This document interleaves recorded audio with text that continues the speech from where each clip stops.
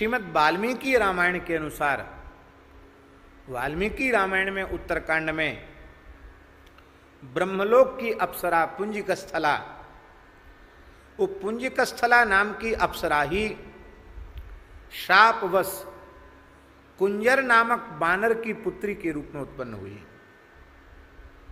एक बार पुंजिकस्थला से ब्रह्मलोक में अपराध बना और ब्रह्मा जी ने कहा कि तुमको हरिगुण गान के लिए यहाँ बुलाया गया था, पर तुम मर्यादा का पालन नहीं कर सकी, तो जाओ, तुम्हें श्राप देता हूँ, तुम्हें बानरी स्वरूप में धरती पर रहना पड़ेगा। वो रोने लगी। उसने कहा, महाराज मैं तो नृत्य गान से रिझाने आई थी, भगवान का चरित्र चल रहा था, लेकिन आपने, अरे मैं तो अप्सरा हूँ, और नाचने वाली में थोड़ी भी चंचलता न हो, वो नाचने वाली कैसी? वो आपने इतना कठोर श्राप दे दिया। बोले कोई बात नहीं, वो भगवत इच्छा से ऐसा निकल गया, पर तुम्हारी सुंदरता में अंतर नहीं पड़ेगा, तुम परम सुंदरी बनी रहोगी, तुम्हारे भीतर अपनी इच्छा के अनुरूप स्वरूप धारण करने की पात्रता होगी। माने तुम चाहो, जो स्वरूप बनाना चाहो वो स्वरूप तुम प्राप्त कर सकोगी, ऐसा आशीर्वाद दिया। और ये अत्यंत सुंदर स्वरूप धारण करके, नख सिख सुसज्जिता हो करके पर्वत शिखर पर बैठी थी। उसी समय पवन देव, वायु देवता, जो सबके बाहर भीतर विराजमान हैं, मनुष्य जैसे किसी का स्पर्श करता है तो उसको दोष होता है, पर देवता वायु देवता हैं, वो स्पर्श करते तो दोष नहीं है। वायु का स्पर्श सकारण था। अंजना का सौंदर्य बड़ा अद्भुत था, और वे पर्वत शिखर पर पंचाक्षर मंत्र का जप करती हुई शिवोपासना कर रही थी। शिवोपासना का प्रयोजन था कि केसरी को ऋषियों का शाप मिल चुका था, ये बहुत बलिष्ठ थे केसरी, तो कई बार ये तो स्वाभाविक शरीर में खुजली चलती तो किसी पर्वत से ऐसे कर देते तो पर्वत चूर्ण चूर्ण होकर गिर जाता, वृक्ष गिर जाते, पीठ में खुजली मची तो ऐसे ऐसे जैसी आ रहा। ऋषि घबरा गए, बोले ये इतने बलिष्ठ हैं तो इनका जो पुत्र होगा वो भी बड़ा भारी बलवान होगा, इसलिए उनको कहा कि तुमको तुम्हारे तेज से कोई संतान उत्पन्न नहीं होगी। तो हनुमान जी का जन्म होना नहीं था, अब कैसे हो? लेकिन ये हनुमान जी श्राप लग चुका था। तो श्री हनुमान जी महाराज को अवतरित होना था। श्राप का मोचन करने की सामर्थ्य शिव जी में है। एतावता अंजनी माता पर्वत शिखर पर भगवान शिव की उपासना कर रही थी। उसी समय भगवान ने मोहिनी अवतार धारण किया था। भगवान शिव को प्रसन्न करने के लिए, क्योंकि भगवान शिव ने आकर भगवान से प्रार्थना की कि प्रभु मैंने आपके सभी अवतारों का दर्शन किया है, और आपने मोहिनी अवतार लेकर दैत्यों को अमृतपान से वंचित किया, देवताओं को अमृत पिलाया, हम तो वंचित रह गए आपके उस स्वरूप के दर्शन से। आप अपने मंगलमय स्वरूप का दर्शन कराइए। भगवान हंसने लगे, बोले भोले बाबा, वो स्वरूप तो दैत्यों को मोहित करने के लिए था, आप जैसे महात्माओं को देखने लायक नहीं है। अरे प्रभु, आपकी लीला, आपका चरित्र, आपका स्वरूप वो भी भक्तों के देखने लायक न हो, ये कैसे संभव हो सकता है?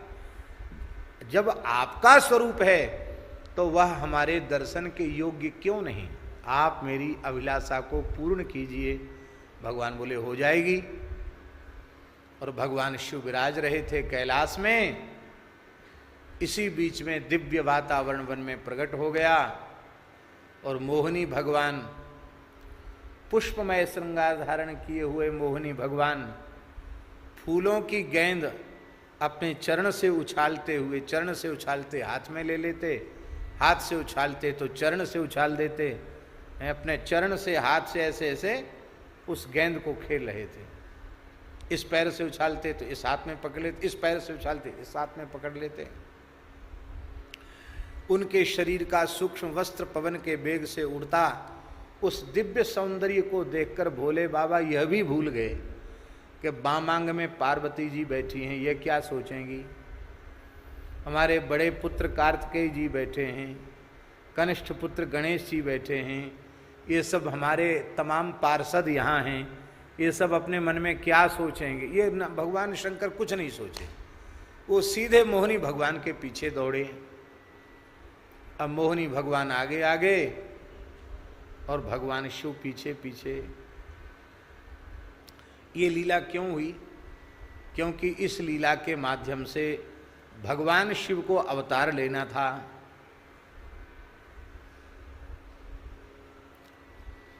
भगवान शिव का जो अमोघ तेज है वो धरती पर यत्र तत्र स्खलित हुआ, उससे हीरा मोती पन्ना पुखरा जवाहरात सोना चांदी तामा पीतल ये सब की खाने तो हुई ही, पारा की खान, पारा शिव शुक्र ही है पारा।